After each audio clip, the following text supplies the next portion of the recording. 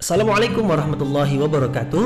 Mari klik subscribe di channel ini dan aktifkan tanda loncengnya untuk mendapatkan update pemberitahuan di video berikutnya.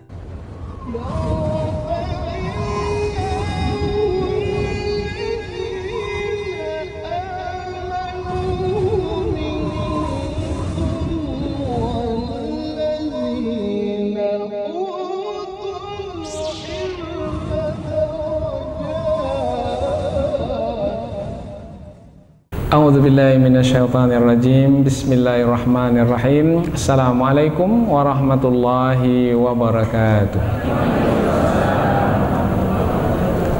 Alhamdulillahirabbil alamin wa bihi nasta'inu ala umurid dunya waddin. Nasta'inuhu wa nastaghfiruh wa na'udzu billahi min syururi anfusina wa min sayyiati a'malina. فَمَنْ يَهْدِ اللَّهُ فَلَا مُضِلَّ لَهُ وَمَنْ يُضْلِلْ فَلَا هَادِيَ لَهُ أَشْهَدُ أَنْ لَا إِلَهَ إِلَّا اللَّهُ وَحْدَهُ لَا شَرِيكَ لَهُ وَأَشْهَدُ أَنَّ مُحَمَّدًا عَبْدُهُ وَرَسُولُهُ لَا نَبِيَّ بَعْدَهُ أَمَّا بَعْدُ. Kita bersyukur kepada Allah Subhanahu wa taala yang masih melimpahkan rahmat dan nikmat-Nya. Kita bersyukur dengan mengucapkan Alhamdulillahi Rabbil Alamin. Tidak lupa pula bersalawat kepada Rasulullah dengan mengucapkan Allahumma salli ala Sayyidina Muhammad wa ala ali Sayyidina Muhammad. Dan bersalam kepada Rasulullah dengan mengucapkan Assalamu alayka ya Rasulullah. Alhamdulillah kita dapat kembali meneruskan pengajian tafsir ayat-ayat suci Al-Quran yang insya Allah kita akan teruskan kepada ayat yang ke-16 dan 17 dari surah Ali Imran, yaitu masih lagi ada kaitan dengan ayat-ayat yang sebelumnya. Ayat yang sebelum ini menerangkan tentang nikmat-nikmat akhirat, yaitu nikmat-nikmat yang lebih sempurna sifatnya berbanding dengan nikmat-nikmat yang diberikan di dunia ini. Namun nikmat-nikmat akhirat tersebut akan diberikan kepada orang-orang yang istimewa. Siapa mereka? Di dalam ayat yang sebelum ini diterangkan mereka itu adalah orang-orang yang bertakwa. Orang-orang yang bertakwa di sisi Tuhan mereka akan mendapatkan nikmat-nikmat yang istimewa. Ada 3 nikmat yang istimewa, yaitu surga-surga yang mengalir di bawahnya sungai-sungai. Kemudian mereka juga akan mendapatkan pasangan yang disucikan. Kemudian juga yang ketiga adalah keridhaan Allah Subhanahu wa taala. Kemudian di ujung ayat sebelum ini Allah menyebutkan bahwasanya Allah Maha melihat hamba-hambanya. Hamba-hamba yang dimasukkan adalah hamba-hamba yang bertakwa kepada Allah.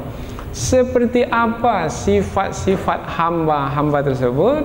Nah, ayat inilah yang menjelaskannya, yaitu ayat yang ke-16 dan yang ke-17, yaitu sifat-sifatnya nanti akan diterangkan satu persatu, yaitu senantiasa menjalin hubungan dengan Allah melalui permohonan, permintaan, melalui doa yang dipanjatkan, kemudian melalui ketaatan-ketaatan yang dilakukan dengan senantiasa bersabar, kemudian senantiasa membenarkan kebenaran, senantiasa beribadah dengan sungguh-sungguh, senantiasa menafkahkan harta, kemudian senantiasa memohon ampun di sepertiga malam yang terakhir.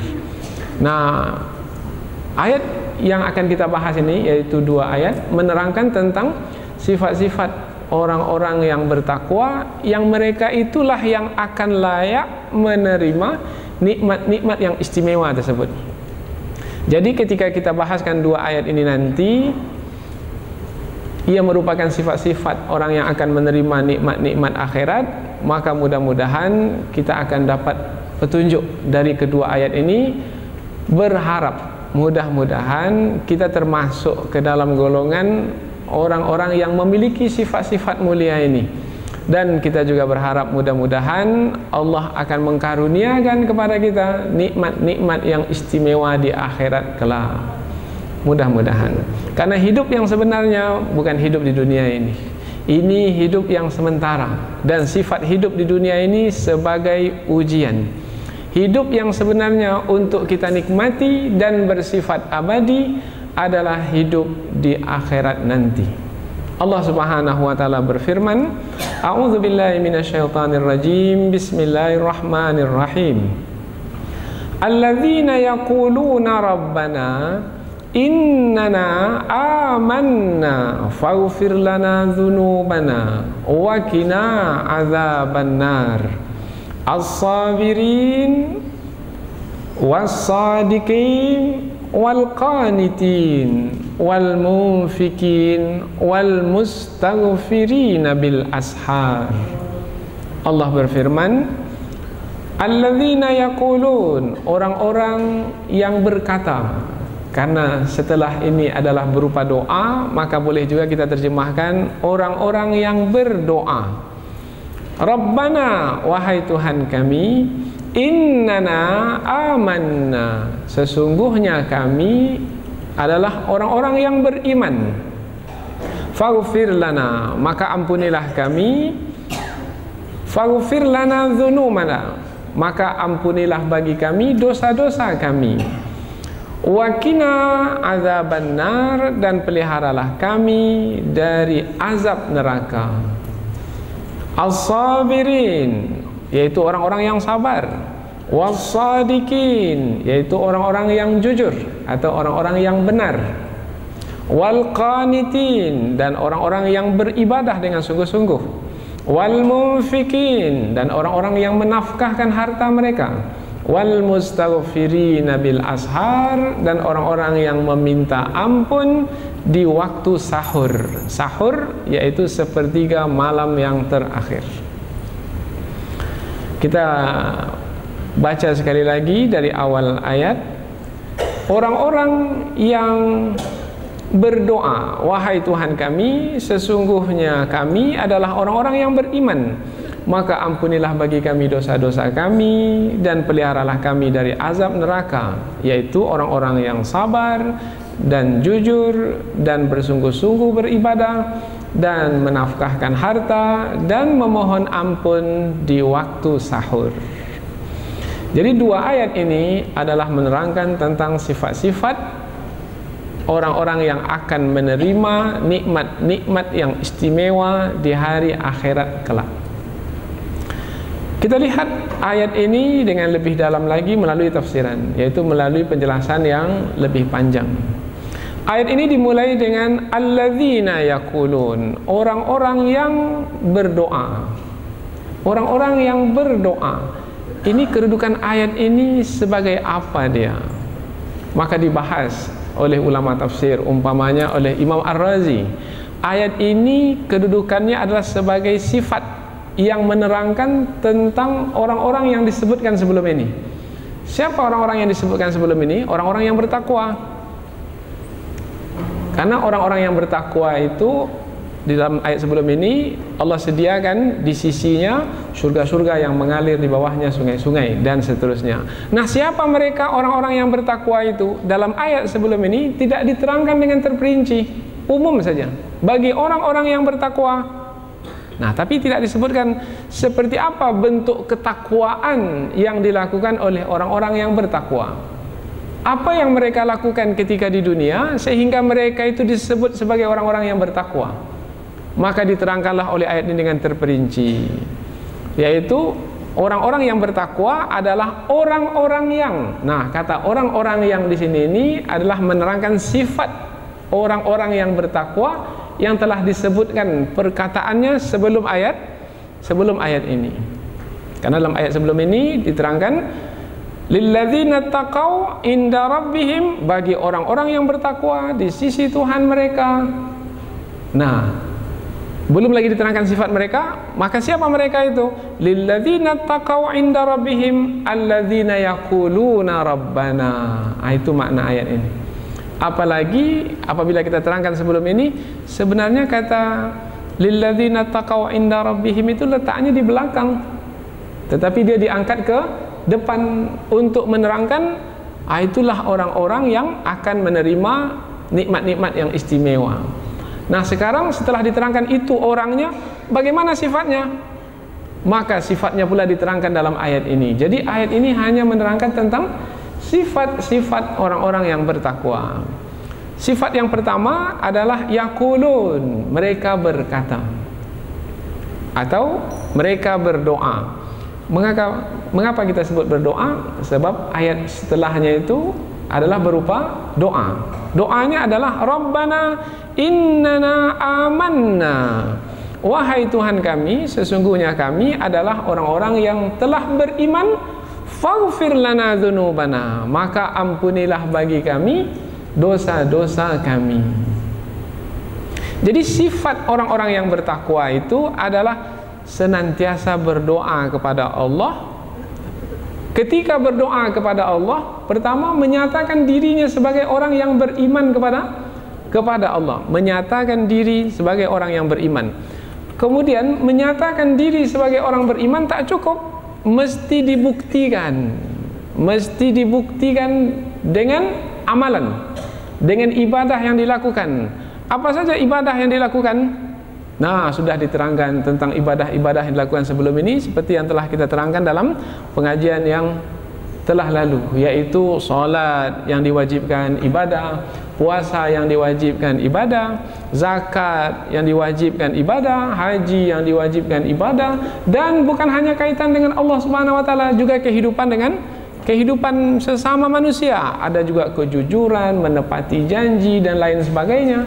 Semua itu adalah ibadah kepada Allah. Maka dalam surah Al-Baqarah ayat 21 sudah kita baca ayat ini dalam pengajian yang terdahulu, kata ibadah itu disebut secara umum. Ya ayuhan nasu ubudu rabbakumul ladzi khalaqakum. Wahai manusia, beribadahlah kepada Tuhanmu yang telah menciptakanmu, walladzina min qablikum, dan orang-orang yang sebelum kamu, la'allakum tattaqun, mudah-mudahan kamu bertakwa. Dalam ayat ini perintah ibadah secara umum. Perintah ibadah secara umum, kemudian diperincilah di dalam surah Al-Baqarah, yaitu perinciannya salat, puasa, zakat, haji, dan juga ibadah-ibadah yang berkaitan antara manusia dengan manusia berupa muamalat. Jadi ada ibadat mahdhah, yaitu ibadah khusus, ada pula ibadat muamalat, yaitu berkaitan dengan pergaulan sesama manusia. Dengan membuktikan keimanan, maka ia bernilai ibadah. Jadi sesuatu itu disebut ibadah apabila berdasarkan keimanan. Dengan adanya keimanan di dada kita, kemudian kita buktikan berupa amalan, itulah dia yang disebut sebagai ibadah. Nah, orang yang beribadah atau yang membuktikan keimanan dengan amalan, mereka itu disebut orang-orang yang bertakwa. Nah, di antara orang yang bertakwa ini, sifat mereka senantiasa menyatakan dirinya sebagai orang yang beriman. Kemudian manusia ini memiliki sifat kekurangan. Kita manusia biasa, pasti semua kita ini melakukan kesalahan. Tidak ada yang tidak melakukan kesalahan. Siapa yang melakukan kesalahan, maka dia memiliki dosa. Dan apabila memiliki dosa, maka pasti akan disiksa. Itu sudah menjadi ketetapan Allah. Faman ya'mal mithqala dzarratin syarran yara. Siapa yang melakukan keburukan, kesalahan, maka pasti dia akan melihatnya. Nya di sini balasannya, melihat balasannya. Orang beriman tak mampu untuk menerima balasan dari sisi Allah berupa siksaan. Apa sebab? Sebab berat untuk menjalani siksaan atau azab. Tetapi orang beriman juga menyatakan bahwasanya ia adalah seorang yang memiliki sifat kekurangan. Dengan sifat kekurangannya itu melakukan kesalahan, maka ia segera bertaubat kepada Allah. Nah, segera bertaubat karena telah melakukan kesalahan, karena takut untuk mendapatkan siksaan, itu adalah sifat orang yang bertakwa. Jadi ayat ini menerangkan tentang sifat orang yang bertakwa yang segera untuk bertaubat kepada Allah. Kesegeraan bertaubat kepada Allah itulah yang menerangkan dia sebagai orang yang bertakwa, yang membuktikan ia sebagai orang yang beriman kepada Allah. Maka dinyatakanlah terlebih dahulu, wahai Tuhan kami, innana amanna, sesungguhnya kami adalah orang-orang yang beriman kepadamu. Nah, tanda keimanan kami kepadamu adalah kami bersegera bertaubat kepadamu karena kami menyadari kami telah melakukan kesalahan dan kami pula tak mampu untuk menjalani siksaanmu, maka ampunilah bagi kami dosa-dosa kami. Ini makna ayat ini. Faghfir lana dzunubana. Jadi sebenarnya ada yang disembunyikan sebelum kata faghfir lana dzunubana. Maka ampunilah bagi kami dosa-dosa kami. Apa yang disembunyikan? Yang disembunyikan, sesungguhnya kami ya Allah adalah hamba-hambamu yang telah melakukan kesalahan, berarti kami telah memiliki dosa, bermakna pastilah kami ini akan layak untuk disiksa, tapi kami tak mampu untuk menjalani siksaanmu, maka ampunilah bagi kami dosa-dosa kami. Jadi kesegeraan bertaubat adalah sifat orang-orang yang bertakwa. Bagaimana sifat kita? Adakah segera bertaubat juga kepada Allah apabila kita melakukan kesalahan? Apabila ada kesegeraan, karena ada orang yang tak mau bersegera bertaubat, nantilah umur 55 baru saya bertaubat. Nah, ini tak bersegera namanya. Nanti kalau udah pensiun saya, barulah saya bertaubat. Kalau sekarang ini masih lama rasanya meninggal dunia lagi. Nah, keluarga kami ini umurnya banyak-banyak ini. Tua-tua baru meninggal dunia. Orang yang seperti ini bukan orang yang bertakwa. Karena sifat orang yang bertakwa bersegera untuk bertaubat. Maka disebutkan makna faghfir lana dzunubana adalah orang yang bersegera bertaubat kepada Allah, dan itulah yang menunjukkan kekuatan imannya kepada Allah. Jadi kekuatan iman seseorang itu bersegera bertaubat. Kelemahan iman seseorang itu lambat bertaubat. Tak mau bertaubat menunjukkan ia sebagai orang yang tidak beriman. Ini makna ayat Rabbana innana amanna faghfir lana dzunubana. Dulu kita telah terangkan makna ampunilah bagi kami dosa-dosa kami. Makna ampunilah adalah tutuplah dosa-dosa kami itu ya Allah. Sebab bila engkau tidak menutup dosa kami, maka pasti kami akan disiksa. Buat dosa, kalau Allah tak tutup, maka kita akan terus disiksa. Berdusta, setelah berdusta langsung disiksa. Terjatuh, kaki patah umpamanya, itu adalah disiksa. Tapi sudah berdusta, semalam berdusta, sebelum itu juga berdusta, tapi sampai hari ini sehat-sehat saja, maka ada kaitannya dengan pengampunan dosa. Allah tutup dosa tersebut, tapi dosa itu masih ada, masih, hanya Allah menutupnya saja. Nah, lalu mintalah maaf kepada Allah. Maaf maknanya penghapusan dosa. Maka dahulu ketika kita menafsirkan ayat yang terakhir dari surah Al-Baqarah, ada dua serangkai sekali. Faghfir lana wa'fu anna waghfir lana. Maafkanlah kami dan ampunilah kami. Maafkan, hapuskan dosa kami. Ampuni kami, tutup dosa kami ya Allah. Kedua-duanya adalah pemberian dari sisi Allah yang sangat diharapkan oleh orang-orang yang beriman. Jadi sifat-sifat orang beriman sangat mengharapkan ampunan Allah. Faghfir lana dzunubana wa qina adzabannar, dan peliharalah kami dari azab api neraka di akhirat kelak. Karena api neraka disediakan oleh Allah Subhanahu wa taala untuk orang-orang yang melanggar, yang melakukan kemaksiatan di akhirat kelak. Maka ada di antara ulama tafsir menyebutkan ayat ini sebenarnya memohon pemeliharaan dari sisi Allah Subhanahu wa taala di dunia dan di akhirat. Yang di dunia, faghfir lana dzunubana, ampunilah bagi kami dosa-dosa kami, jangan siksa kami di dunia ya Allah, disebabkan karena dosa-dosa kami. Wa qina adzabannar, dan jangan siksa kami di akhirat ya Allah dengan api neraka. Jadi kita mengharapkan perlindungan dari sisi Allah di dunia dan di akhirat, dan ini adalah sifat orang-orang yang bertakwa. Ini sifat yang pertama. Tapi ada juga yang mengatakan di dalamnya ini ada 3 sifat. Nah, ada yang mengatakan ini satu sifat saja sebenarnya, tapi ada yang mengatakan tidak, ini ada 3 sifat. Yaitu sifat yang pertama, menyatakan diri sebagai yang beriman. Yang kedua, memohon ampun. Dan yang ketiga, meminta dipelihara dari azab api neraka. Tapi ada yang mengatakan tidak, ini semua satu. Apa sebab? Sebab kesemuanya ini adalah doa yang dipanjatkan oleh orang-orang yang bertakwa. Bagaimana orang-orang yang bertakwa itu berdoa? Apakah sekali saja dia berdoa? Atau beberapa kali? Tidak, berkali-kali dan berterusan. Dari mana kita tahu bahwasanya orang-orang yang bertakwa itu berdoa dengan doa ini berkali-kali dan berterusan? Dari perkataan yakulun. Siapa yang memperhatikan perkataan yakulun, itu bentuknya fi'il mudhari'. Fi'il mudhari' yaitu kata kerja bentuk sekarang dan berterusan. Maknanya sekarang dan berterusan memohon kepada Allah supaya Allah memberikan limpahan ampunannya di dunia dan juga pemeliharaan di akhirat kelak dari api neraka. Ini ayat yang ke-16. Ayat berikutnya ayat yang ke-17. Nah, ayat yang ke-17 ini menerangkan tentang sifat-sifat orang yang bertakwa dengan ringkas sekali, tanpa memperincinya, yaitu orang-orang yang sabar. Tapi tidak diperinci.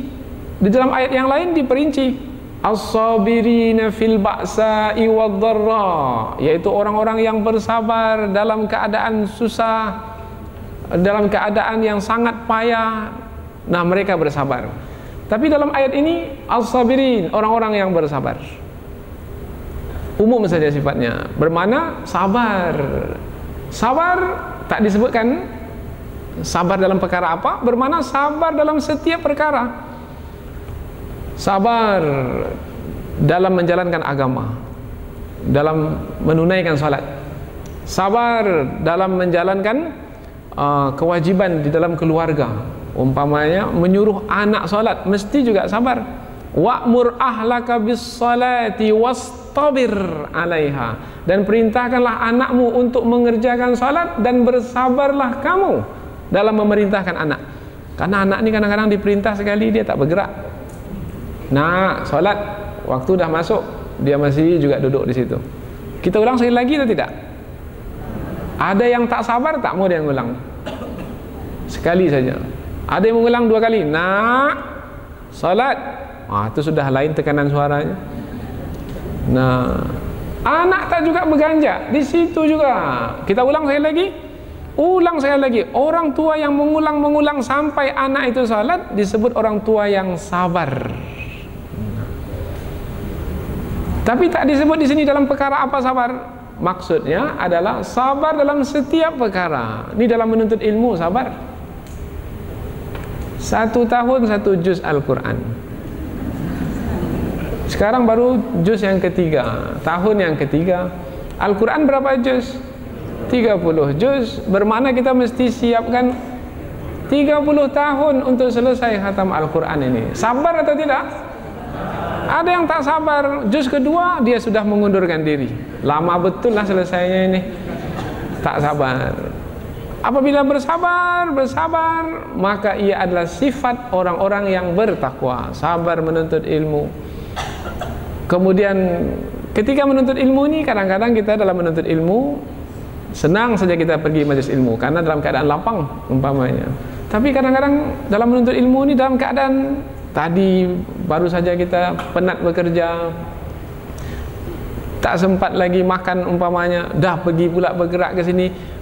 Mampu tidak sabar menuntut ilmu? Sabar itu maknanya tetap menahan diri dalam ketaatan. Itu makna sabar. Sabar maknanya tetap menahan diri dalam ketaatan. Sabar. Dalam keadaan cuaca baik, datang ke majelis ilmu. Dalam keadaan hujan bagaimana? Datang juga. Nah, orang yang sabar dia tetap di dalam ketaatan, tetap menahan diri. Kalau disebut menahan diri, ada keinginan diri itu dari hawa nafsu untuk tak dalam malam ini libur sajalah saya, malam besok saya datang lagi lah. Tapi untuk malam ini saya istirahat dululah. Ini orang yang tidak sabar, tidak menahan diri untuk tetap dalam ketaatan, dalam menuntut ilmu. Kita kalau tak sabar, tak selesai kita belajar di sekolah. Ada yang tak sabar, dia tamat SD saja. Tapi ada orang yang sabar, SD, SMP, SMA, S1, S2, S3, ada tak lagi S setelah itu? Nah, kalau ada dia terus saja, karena dia tetap senantiasa belajar. Orang yang seperti ini menahan diri untuk tetap dalam ketaatan, sabar. Dan ini hanya mampu dilakukan oleh orang beriman saja. Apalagi ketika melakukan ketaatan itu tidak ada kepentingan apa-apa dan tidak ada kebaikan dan manfaat yang dia dapatkan apabila dikaitkan dengan kepentingan duniawi, malah uangnya pula yang akan keluar. Sabar atau tidak? Menafkahkan harta, sabar atau tidak? Kita berikan harta kepada orang, terus kita berikan, sabar. Kita berikan kepada orang, orang berterima kasih. Kita berikan kepada orang, ada pula orang itu tidak berterima kasih. Kita masih berikan atau tidak?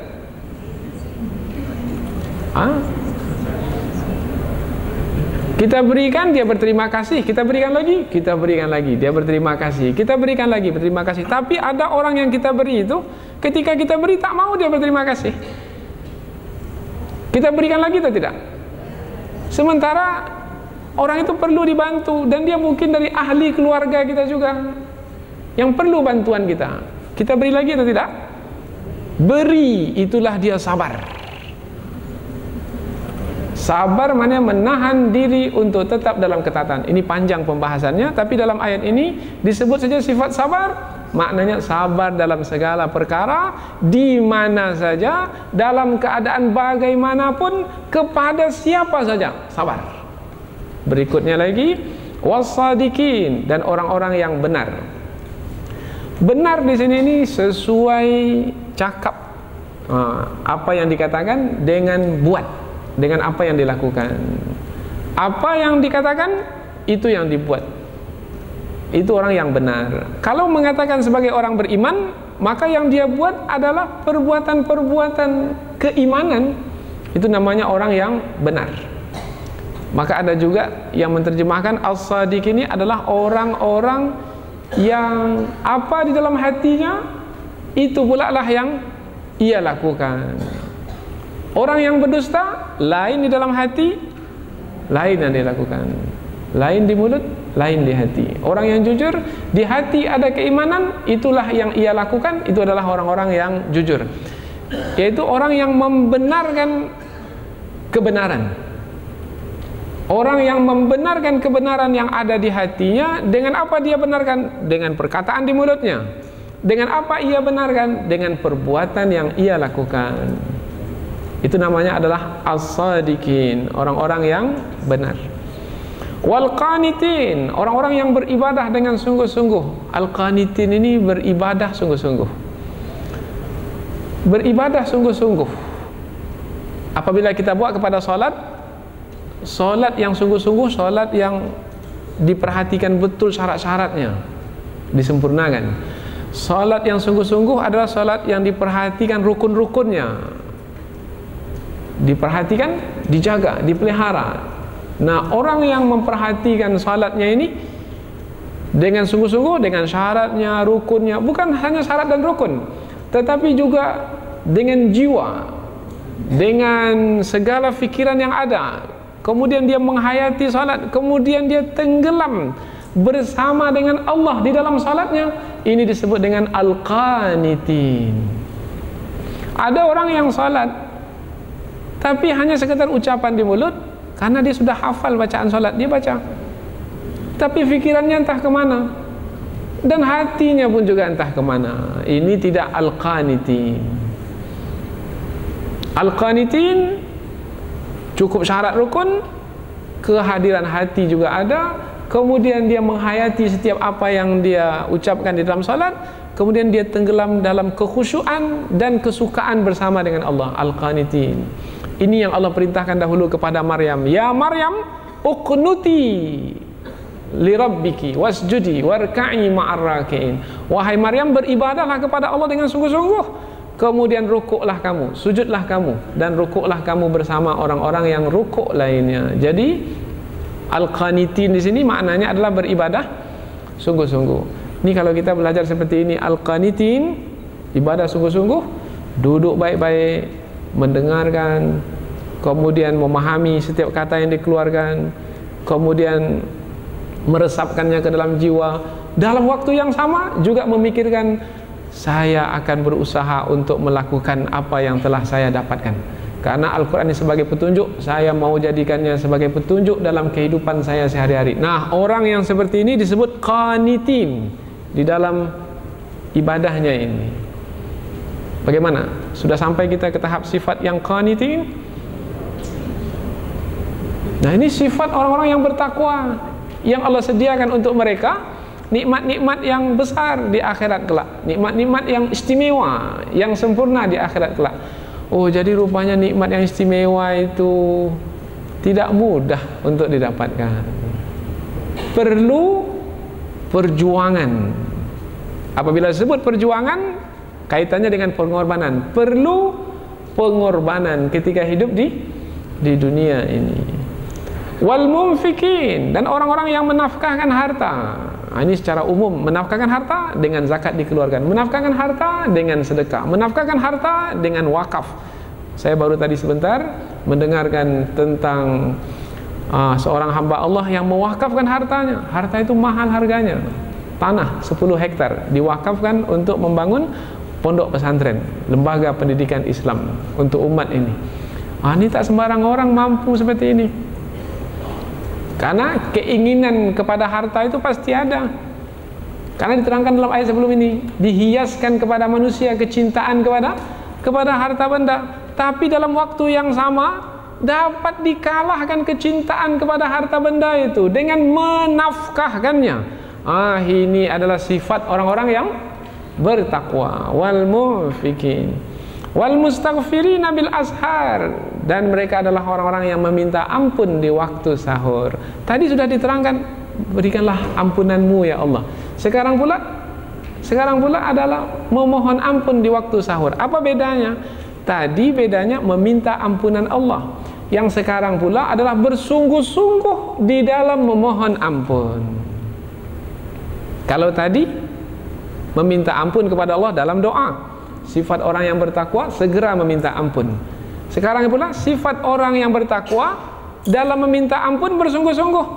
Buktinya bersungguh-sungguh meminta ampun bukan di siang hari, meminta ampun di sepertiga malam yang terakhir. Kita tahu bangun di sepertiga malam yang terakhir sungguh berat sekali. Tak semua orang mampu bangun di sepertiga malam yang terakhir. Tapi orang yang bertakwa mampu bangun di sepertiga malam yang terakhir.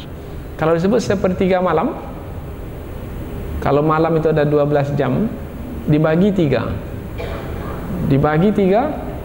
bermakna 4 jam. Berarti 4 jam terakhir dari malam bangun.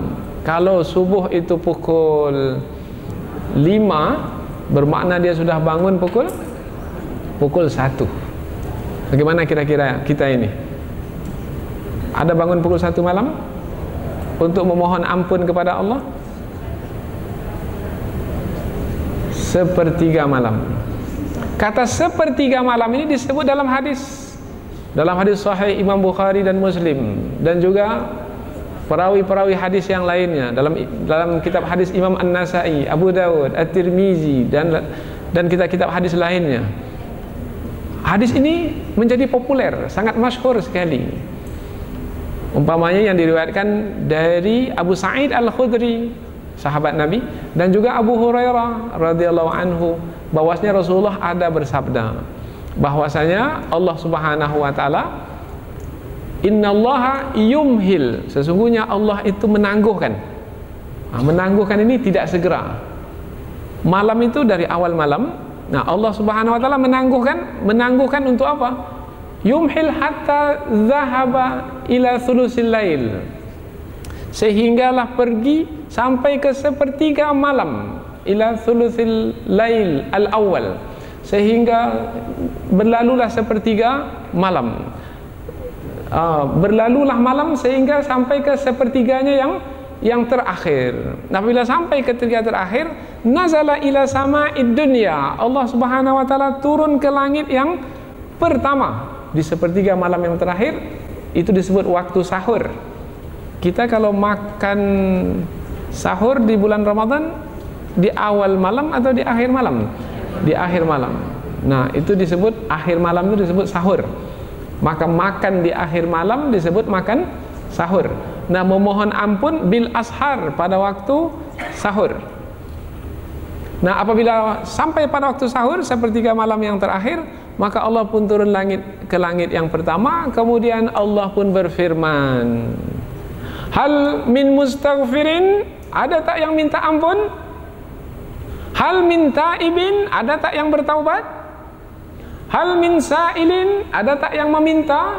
Hal min da'in, ada tak yang berdoa? Hatta yang fajiral fajar, sehinggalah fajar itu menyingsing. Jadi Allah menanti hambanya di sepertiga malam yang terakhir. Tapi hamba yang dinanti pula di sepertiga malam yang terakhir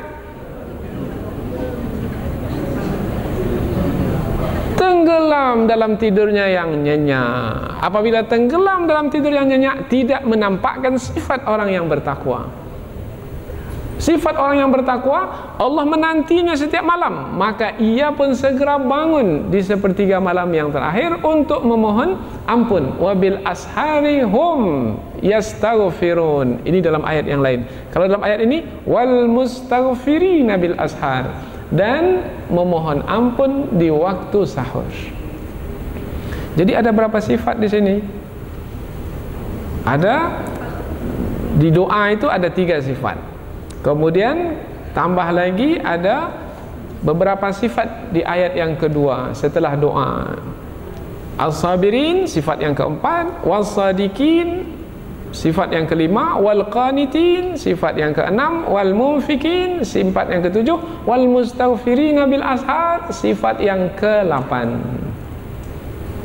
Sudah adakah ke-8 sifat ini pada kita? Sehingga layak kita untuk disebut sebagai orang yang bertakwa, sehingga sesuailah kita untuk berharap mendapatkan nikmat-nikmat Allah yang istimewa di akhirat kelak. Karena kalau belum lagi sifat-sifat ini kita miliki, maka rasanya tak sesuai kita berharap. Karena kita telah pernah terangkan makna berharap. Berharap itu kaitannya dengan perbuatan yang kita lakukan. Kalau kita buat, kita perlu berharap. Kalau tak buat apa-apa, berharap juga, itu namanya berangan-angan. Umpamanya orang yang berharap untuk mendapatkan untung, dia berdagang umpamanya, maka baru dia sebut berharap kalau dia pergi ke tokonya itu, dibukanya tokonya itu, disusunnya baik-baik supaya nanti ada orang yang datang dan suka kepada barang-barang yang dia tunjukkan, kemudian orang pun membeli. Dia bekerja, dia berusaha, maka layaklah dia berharap. Tapi kalau dia tutup saja tokonya itu sepanjang hari, kemudian dia berharap untung dari perdagangan, sementara dia tak berdagang hari itu, dapat disebut kata berharap? Tak sesuai. Tak dapat kita pasangkan kata berharap di situ. Ini menjalankan kewajiban? Tidak. Lain yang Allah perintahkan, lain pula yang dia buat. Hanya tenggelam dalam keinginan-keinginan hawa nafsu di dunia ini. Kemudian dia berharap untuk masuk surga. Sesuai kata berharap di sini? Tidak, itu namanya berangan-angan. Nah, kita berharap mudah-mudahanlah dengan sifat-sifat yang telah diterangkan ini adalah kita melakukannya, yaitu kita senantiasa memohon ampun kepada Allah. Mudah-mudahan Allah ampuni dosa-dosa kita. Kemudian Allah pelihara kita dari api neraka. Kemudian adalah sifat sabar pada diri kita, adalah sifat jujur pada diri kita, adalah sifat beribadah sungguh-sungguh pada diri kita, adalah sifat suka menafkahkan harta pada diri kita, adalah suka memohon ampun di sepertiga malam yang terakhir pada diri kita. Maka mudah-mudahan sifat-sifat ini apabila kita telah memilikinya akan menghantarkan kita untuk mendapatkan nikmat-nikmat akhirat yang istimewa. Mudah-mudahan apa yang kita pelajari ini ada manfaatnya insyaallah. Subhanakallahumma wa bihamdika asyhadu an la ilaha illa anta wa astaghfiruka wa atubu ilaihi. Wassalamualaikum warahmatullahi wabarakatuh.